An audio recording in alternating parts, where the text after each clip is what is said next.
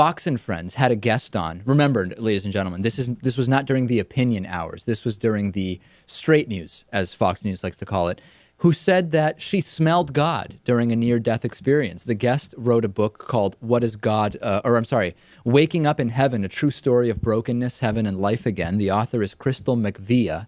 Maybe it's pronounced McVea, I'm not sure. And Gretchen Carlson said, what does God look like? And the woman described the smell, Lewis, the smell of God. Take a listen from Fox News. Amazing, but those words are nothing to really describe what I saw. What does God look like?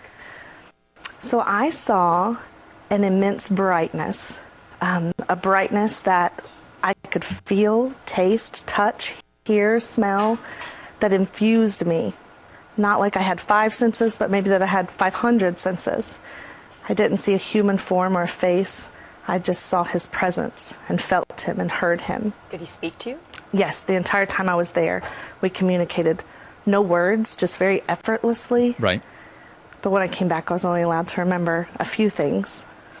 So, okay, let's stop it right there.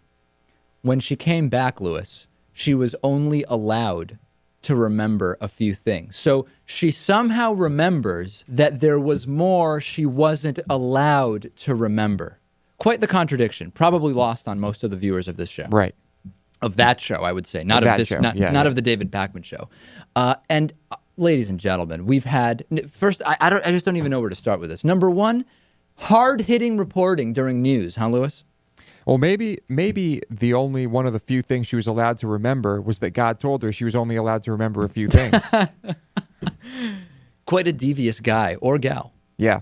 So, number one, there's been a ton of research actually done about what happens to people when they have either anesthesia or tests with hallucinogenics, and a lot of people say that they have spiritual experiences, that they believe God has talked to them, etc. So there actually are medical explanations for what these people are experiencing. But number two, I don't think it's any surprise that when Christians hallucinate or have whatever weird dreams under anesthesia, their brain is deprived of some oxygen, they see Christian imagery, right? I don't think it's any surprise that that's the case. In other words, if you had a Muslim in this case, would he see the Christian God, or would he see something that is more reminiscent of what the Quran teaches, for example? I mean, we know what's going on here. Right.